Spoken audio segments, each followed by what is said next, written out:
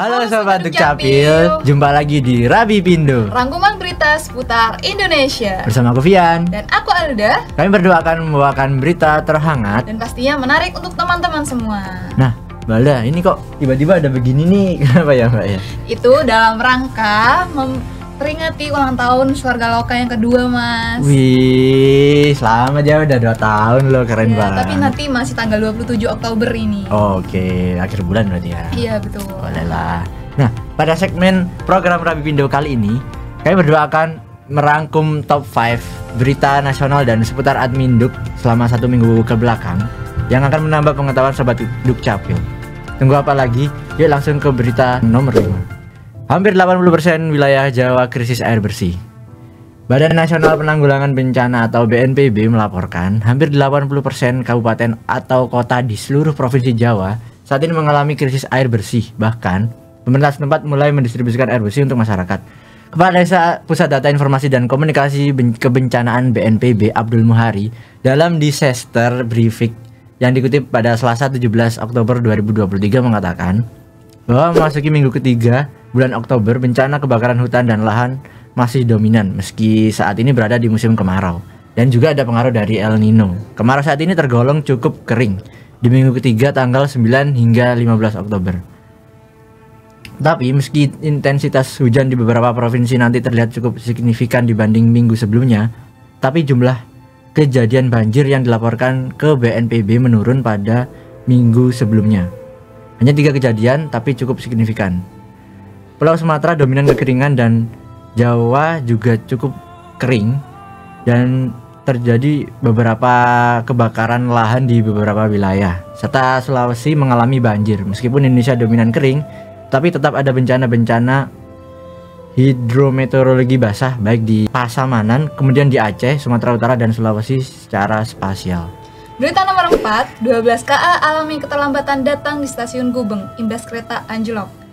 Pasca kejadian anjloknya KA Argo Semeru pada Selasa 17 Oktober 2023, PT KAI telah berupaya melakukan serangkaian proses evakuasi sarana dan perbaikan jalur rel dengan melibatkan puluhan petugas.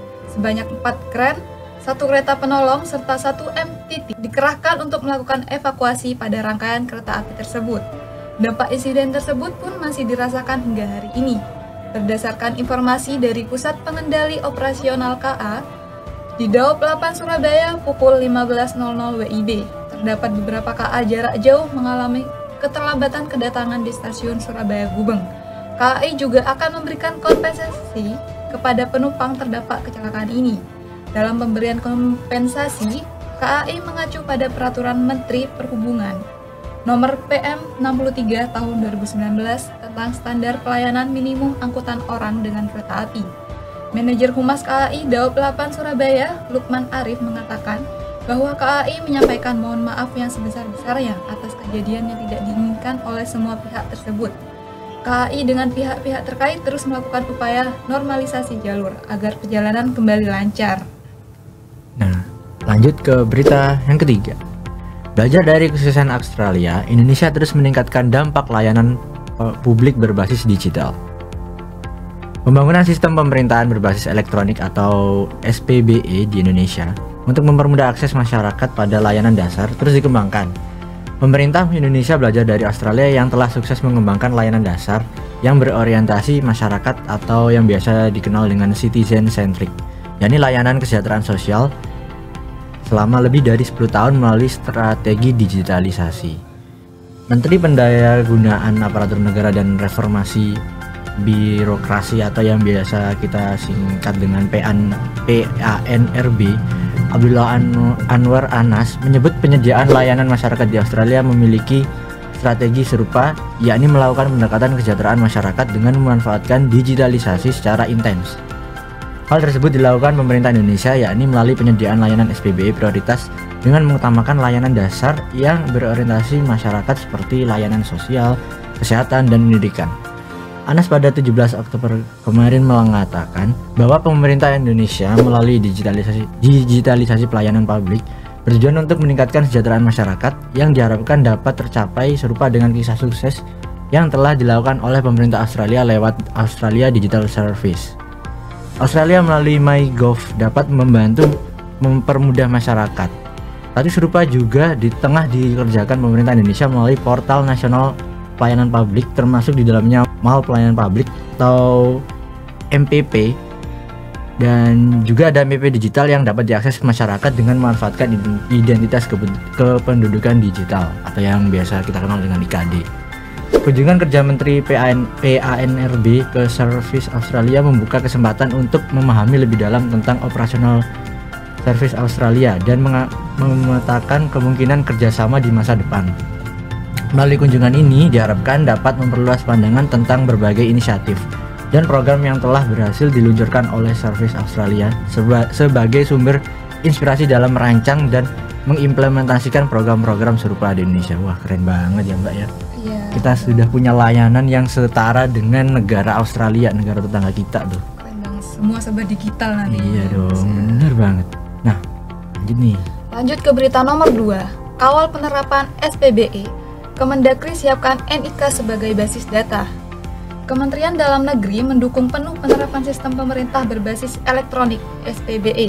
Sistem pemerintah digital ini juga menjadi bagian dari reformasi birokrasi tematik, digitalisasi layanan pemerintah sesuai arahan Presiden Joko Widodo.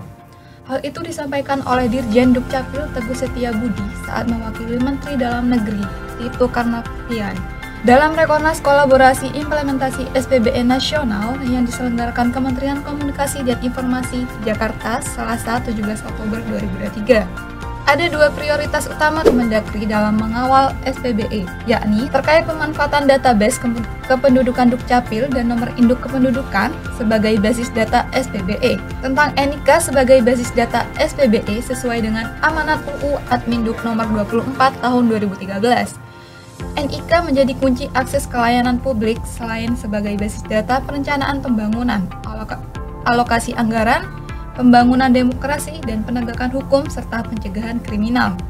Berdasarkan data kependudukan semester 1 tahun 2023, penduduk Indonesia mencapai 279 juta jiwa, semuanya berdata by name by address dalam Big Data Dukcapil. Data tersebut telah dimanfaatkan dengan hak akses oleh 6.144 lembaga pengguna sejak 2013 hingga 2023. Setelah menandatangani perjanjian kerjasama dengan Ditjen Dukcapil, para lembaga pengguna itu memanfaatkan hak akses melalui verifikasi data NIK bisa lewat card reader, face recognition atau pemindai wajah, dan identitas kependudukan digital IKD per 16 Oktober 2023. Penduduk yang telah mengaktifasi ID digital di ponselnya sebanyak 5 juta orang. Dukcapil terus mengambil berbagai langkah strategis untuk penguatan penerapan SPBE, antara lain menyediakan data center, membangun perangkat dan keamanan jaringan yang diperkuat dengan pemantauan langsung, serta penggunaan Application Programming Interface atau API Management. Rekornas Kolaborasi Implementasi SPBE ini berlangsung pada Selasa hingga Kamis 17-19 Oktober 2023. Rakornas dihadiri perwakilan 33 kementerian dan 56 lembaga, 13 gubernur, 80 wali kota, 110 bupati, dan 25 kadis Kominfo provinsi. Oke, nah kita beralih ke berita yang nomor 1 nih, berita terakhir nih. Pendaftaran lontong kupang di Disduk Capil Surabaya telah dibuka. Program lontong kupang atau layanan online terpadu melalui One Gate System antara Disduk Capil Kota Surabaya dengan Pengadilan Agama Surabaya dan Kementerian Agama telah dibuka, dan layanan ini yang bisa ditawarkan yakni salah satunya adalah isbat nikah yang merupakan inovasi layanan berupa sidang yang dilaksanakan di tempat, dan pemohon dapat menghubungi kelurahan setempat untuk mendapatkan pengarahan mengenai aplikasi yang akan digunakan. Kemudian, pemohon yang mendaftar layanan lontong kupang secara online melalui aplikasi ini dapat mengurus peradilan terkait pernikahannya yang belum dilaporkan secara resmi ke Kantor Urusan Agama atau KUA dan Disduk Capil tentunya. Nantinya, pemohon dapat langsung membawa dokumen penting yang diperlukan seperti kartu keluarga, kartu tanda penduduk, akta kelahiran, dan penetapan pengadilan negeri. Selain isbat nikah, terdapat juga layanan nikah massal. Ada beberapa manfaat dari adanya program lontong kupang ini, yakni mempercepat pelayanan warga yang mengajukan isbat nikah. Warga juga tidak lagi menunggu lama sehingga diberikan kepastian terkait pengurusan isbat nikah, memberi bantuan kepada warga untuk mendapatkan dokumen adminduk yang lengkap, memberi kemudahan untuk warga dalam mengurus peradilan, dan mendapatkan salinan putusan yang kemudian dapat digunakan untuk melengkapi dokumen pengajuan pernikahan dan kependudukan. Selain itu, warga juga akan langsung mendapatkan berbagai dokumen pernikahan dan kependudukan, mulai dari buku nikah, akta pernikahan, perubahan status dalam kartu keluarga atau KK, dan perubahan status dalam KTP elektronik. Wah, hebat banget. Udah dibuka tuh mas. Iya nih. Belum nonton Kupang, mungkin mau daftar. Boleh aku ajak dulu ya. Sahabat Dukcapil, berita tadi menutup Rapi Bindo pada episode hari ini. Semoga informasi tadi dapat menambah pengetahuan teman-teman semua terkait Adminduk. Biar teman-teman gak ketinggalan informasi, ikuti sosial media kita di bawah ini ya. Nah, sekian Rapi Bindo pada hari ini. Aku Vian. Aku Alda. Pamit undur diri. Selamat berakhir pekan. Dan sampai jumpa di episode berikutnya. Dadah. Wih.